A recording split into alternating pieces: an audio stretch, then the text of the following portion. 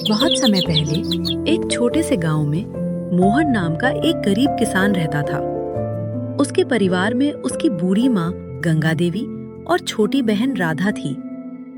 मोहन दिन रात खेतों में मेहनत करता था, लेकिन हर साल कभी सूखा पड़ जाता तो कभी ओलावृष्टि उसकी फसल बर्बाद कर देती। एक शाम वह खेत की मेड़ पर बैठा आसमान की ओर देख रहा था। सामने उसकी फसल लहलहा रही थी, लेकिन उसके चेहरे पर खुशी नहीं, चिंता दिखाई दे रही थी। हे भगवान, आखिर मेरी मेहनत में क्या कमी है? मैं दिन भर कड़ी धूप में काम करता हूँ, फिर भी हर साल कोई न कोई मुसीबत आकर मेरी सारी मेहनत बर्बाद कर देती है। मैं समझ नहीं पा रहा कि आखिर मेरी किस्मत कब बदलेगी। उसी समय उसकी माँ गंगा देवी उसके पास आई। बेटा, मैं जानती हूँ कि तू बहुत मेहनत करता है। मैंने अपनी आँखों से देखा है कि तू अपने परिवार के लिए कितनी मेहनत और त्याग करता है। लेकिन जीवन में कठिन समय हमेशा नहीं रहता। अंधेरी रात चाहे कितनी भी लंबी क्यों न हो, उसके बाद सूरज जरूर निकलता है। इसलिए अपने मन से निराशा निकाल दे। माँ, मैं अपने लिए परेशान नहीं हूँ। मुझे दुख इस बात का है कि मैं आपको वो सुख नहीं दे पा रहा जिसकी आप हकदार हैं। राधा बड़ी हो रही है, उसकी जिम्मेदारी भी मेरे कंधों पर है। मैं चाहता हूँ कि मेरे परिवार को कभी किसी चीज़ की कमी न रहे, लेकिन हर बार हालात मेरे सपनों को तोड़ देते हैं। बेटा, हमारे पास भले ही धन दौलत नहीं है, लेकिन हमारे पास ईमानदारी और मेहनत है। यही सबसे बड़ी पूंजी होती है। जो इंसान सच्चे दिल से मेहनत करता है, उसके भी अच्छे दिन जरूर आते हैं। मैं कोशिश तो यही करता हूँ माँ कि कभी हार न मानूं, लेकिन कभी कभी मन बहुत कमज़ोर पड़ जाता है। जब सालों की मेहनत एक पल में बर्बाद हो जाती है तो ऐसा लगता है जैसे सारी उम्मीदें ख़त्म हो गई हो। फिर भी मैं आपके भरोसे और भगवान के नाम पर आगे बढ़ने की कोशिश करूँगा। तभी गांव के बुजुर्ग रामू काका वहां से गुजर रहे थे। उन्होंने दोनों को बात करते देखा और उनके पास आ गए। अरे मोहन बेटा, दूर से देख रहा था कि तू यहाँ बहुत गंभीर होकर बैठा है। क्या बात है? काका, सच कहूँ तो मैं अपनी किस्मत के बारे में सोच रहा था। मैं पूरी मेहनत करता हूँ, लेकिन सफलता हमेशा मुझसे दूर ही रहती है। कभी कभी लगता है जैसे भगवान मेरी परीक्षा लेते लेते थकते ही नहीं हैं। बेटा, अगर भगवान परीक्षा ले रहा है तो इसका मतलब है कि वो तुझे किसी बड़ी चीज के लिए तैयार कर रहा है। याद रख, सोने को भी कुंदन बनने से पहले आग में तपना पड़ता है। संघर्ष करने वाला इंसान ही एक दिन सबसे ऊंचा उठता है। रामू काका और गंगा देवी की बातें सुनकर मोहन थोड़ा शांत जरूर हुआ, लेकिन उसके मन की बेचैनी अभी भी खत्म नहीं हुई थी। उसे बिल्कुल भी अंदाजा नहीं था कि अगले ही दिन उसकी जिंदगी में एक ऐसा रहस्य आने वाला है जो उसकी पूरी किस्मत बदल देगा।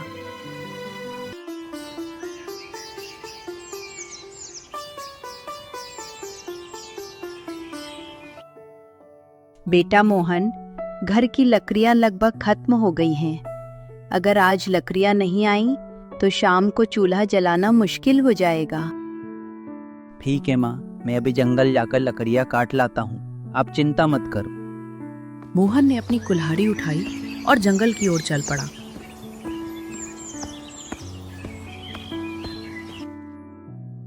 इसी गांव में ठाकुर प्रताप सिंह नाम का एक जमींदार भी रहता था।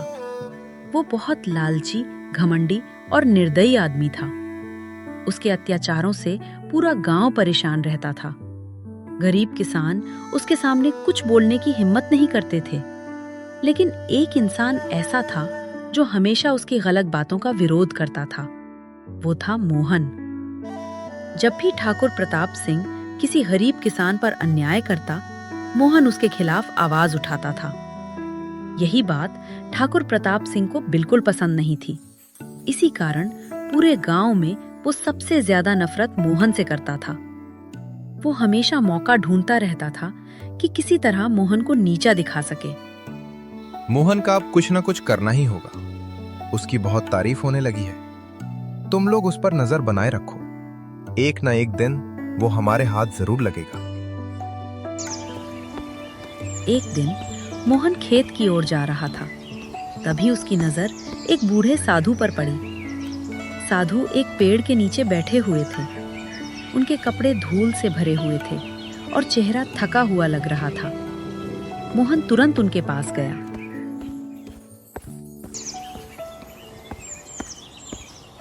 बाबा, आप ठीक तो हैं? आपको देखकर लग रहा है कि आप बहुत थके हुए हैं। क्या आपको किसी मदद की ज़रूरत है? बेटा, मैं कई घंटों से जंगल में भटक रहा हूँ। उम्र भी अब साथ नहीं देती। प्यास के कारण गला सूख गया है और शरीर में ताकत भी नहीं बची। क्या तुम्हारे पास थोड़ा पानी है? मोहन बिना एक पल सोचे अपनी पानी की मशक निकालता है। बाबा, जितना चाहे उतना पानी पीजिए। इंसान की मदद करना ही सबसे बड़ा धर्म होता है। बेटा, आज के समय में लोग अपने लिए जीते हैं, लेकिन तूने बिना किसी स्वार्थ के मेरी मदद की। बता, बदले में तुझे क्या चाहिए? बाबा, मैंने आपकी मदद किसी इनाम के लिए नहीं की। मैं तो बस अपना कर्तव्य निभा रहा था। बहुत कम लोग ऐसी बात कहते हैं बेटा। तेरे दिल में लालच नहीं, दया है। इसलिए मैं तुझे एक बात बताना चाहता हूँ। गांव के पश्चिम में एक बहुत पुराना बरगद का पेड़ है। उस पेड़ की जड़ों के पास मिट्टी के नीचे कुछ बीज दबे हुए हैं। उन बीजों को निकालकर अपने खेत में बो देना। बीज? लेकिन बाबा, उन बीजों में ऐसी क्या खास बात है? साधु मुस्कुराते हुए बोले, हर बात का जवाब समय देता है बेटा। तू बस उन बीजों को अपने खेत में बो देना और उनकी अच्छी तरह देखभाल करना। ठीक है बाबा, मैं आपकी बात जरूर मानूंगा। मोहन साधु की बातों को समझ नहीं पाया, लेकिन उसके मन में एक नई उम्मीद जरूर जाग गई थी। उसने साधु को प्रणाम किया और बरगद के पेड़ की ओर जाने का फैसला किया।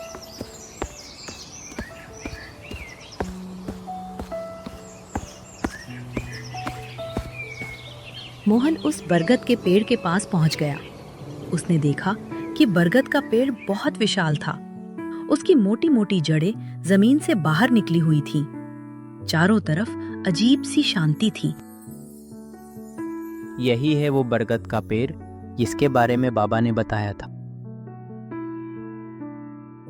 मोहन मिट्टी खोदने लगा। कुछ देर बाद उसे एक पुरानी मिट्टी की मटकी मिली।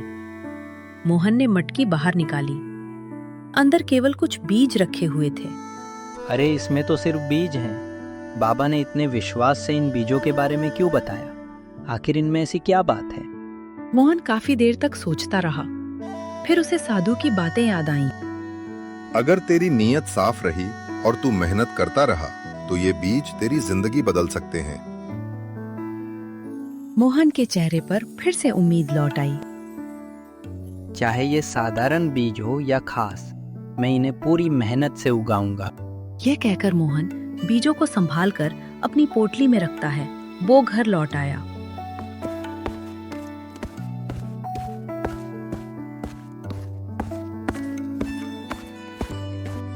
मोहन ने उन जादुई बीजों को अपने खेतों में बो दिए। वो हर दिन बीजों को पानी देता, खरपतवार साफ करता और पूरी लगन से उनकी देखभाल करता। दिन बीतते गए। कुछ दिनों बाद छोटे छोटे हरे पौधे निकल आए थे। हे भगवान, आखिर बीज उगने लगे। कुछ ही हफ्तों में पूरा खेत हरी भरी फसल से भर गया। मैंने आज तक इतनी घनी और सुंदर फसल नहीं देखी। मुझे तो कुछ समझ नहीं आ रहा। हर साल मोहन के खेत में कुछ खास नहीं होता था, लेकिन इस बार इतनी शानदार फसल कैसे उग गई? जरूर कोई बात है जो हम नहीं जानते। जो भी हो, फसल तो सचमुच कमाल की हुई है। हाँ, लेकिन मुझे लगता है इसके पीछे कोई रहस्य जरूर है। इतनी जल्दी बदलाव एकदम से। मोहन के खेत की शानदार फसल की चर्चा अब पूरे गांव में फैल चुकी थी। मुझे तो लगता है मोहन को कोई जादुई बीज मिला है, वरना जो किसान हर साल मुश्किल से फसल उगा पाता था, उसके खेत में अचानक इतनी शानदार फसल कैसे हो सकती है? यहीं से ये बात धीरे धीरे पूरे गांव में फैल जाती है और फिर ठाकुर प्रताप सिंह के कानों तक पहुंच गई। ठाकुर प्रताप सिंह के मन में जलन और लालच बढ़ता जा रहा था। अजीब बात है, जो मोहन हर साल अपनी फसल के लिए तरसता था, उसके खेत में इस बार इतनी शानदार फसल कैसे हो गई? वो कुछ देर सोचता रहा, फिर उसे गांव वालों की बातें याद आईं। तो ये बात है, जरूर उन जादुई बीजों का कमाल है। अगर वे बीज मेरे हाथ लग जाएं, तो मैं पूरे इलाके का सबसे अमीर आदमी बन जाऊंगा। आज रात तुम दोनों मोहन के घर जाओ, वहां जो भी बीज मिले चुपचाप उठाकर मेरे पास ले आना। किसी को भनक भी नहीं लगनी चाहिए। जैसा हुक्म ठाकुर साहब। उसी रात ठाकुर प्रताप सिंह के आदमी दबे पांव मोहन के घर में घुस गए। उन्होंने बहुत तलाश की। आखिरकार उन्हें बीजों की छोटी सी पोटली मिल गई। मिल गए। चलो जल्दी निकलो, कहीं कोई जान में जाए।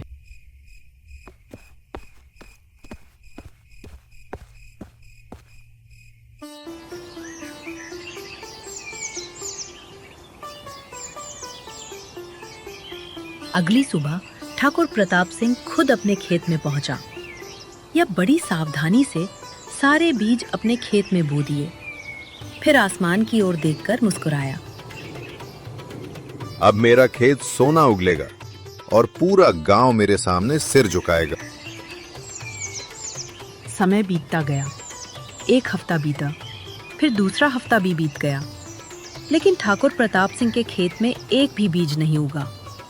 पूरा खेत वैसा का वैसा पड़ा था, ना कोई पौधा, ना कोई अंकुर, ना हरियाली का कोई निशान। ठाकुर प्रताप सिंह रोज अपने खेत में आता और गुस्से से जमीन को घूरता रहता, लेकिन दूसरी तरफ मोहन के खेत का नजारा बिल्कुल अलग था। मोहन फसल पूरी तरह पककर कटने के लिए तैयार थी। हे भगवान, आज मेरी वर्षों की मेहनत सफल हो गई। मैंने कभी सपने में भी नहीं सोचा था कि मेरे खेत में इतनी अच्छी फसल होगी। ये कैसे हो सकता है? मैंने वही बीज बोए थे जिनसे मोहन के खेत में इतनी शानदार फसल हुई थी। नहीं, इसमें जरूर मोहन का हाथ है। उसने जरूर मेरे खेत में कुछ किया है, वरना एक भी बीज कैसे नहीं उगता। मैं उसे छोड़ूंगा नहीं, इस अपमान का बदला लेकर रहूंगा।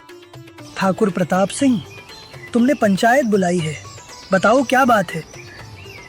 सरपंच जी, मेरे साथ बहुत बड़ा धोखा हुआ है। कैसा धोखा?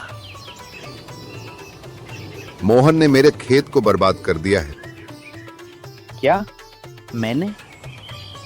हाँ, तूने ही। मैंने क्या किया है ठाकुर? सरपंच साहब, जो जादुई बीज मोहन ने अपने खेत में बोए थे, वही जादुई बीज मैंने भी अपने खेत में बोए थे। लेकिन जहां मोहन के खेत में शानदार फसल उगाई, वहीं मेरे खेत में एक भी बीज नहीं उगा। मुझे पूरा यकीन है कि मोहन ने मेरे खेत में कोई दवा या जहर डाल दिया है। इसी कारण मेरे खेत का एक भी बीज नहीं उगा और मेरी पूरी खेती बर्बाद हो गई है। मैं पंचायत से न्याय चाहता हूँ। पंचायत साहब, मैं कुछ समझ नहीं पा रहा हूँ। ये जादुई बीज तो मेरे पास थे, फिर ठाकुर प्रताप सिंह के पास ये बीज कैसे पहुँचे? ठाकुर साहब, अगर ये बीज मोहन के पास थे, तो फिर आपको ये बीज कैसे मिले? सच सच बताइए, आखिर ये बीज आपके खेत तक पहुंचे कैसे? सरपंच का सवाल सुनते ही चौपाल में सन्नाटा छा गया। सभी गांव वाले ठाकुर प्रताप सिंह की ओर देखने लगे। ठाकुर प्रताप सिंह का चेहरा उतर गया। उसके पास इस सवाल का कोई जवाब नहीं था। तभी चौपाल पर एक आवाज गूंजी, क्योंकि वे बीज उसने चुराए थे। सभी लोग चौंककर उस दिशा में देखने लगे। एक बूढ़ा साधु लाठी टेकते हुए पंचायत की ओर आ रहा था। मोहन ने उन्हें देखते ही पहचान लिया। सरपंच जी, मोहन निर्दोष है। उसने ठाकुर के खेत में कोई जहर या दवा नहीं डाली, क्योंकि जिन बीजों की बात हो रही है वे कोई जादुई बीज नहीं थे। वे तो बिल्कुल साधारण बीज थे। तो बाबा, वे बीज सचमुच जादुई नहीं थे? नहीं बेटा, जादू बीजों में नहीं था। वे तो बिल्कुल साधारण बीज थे।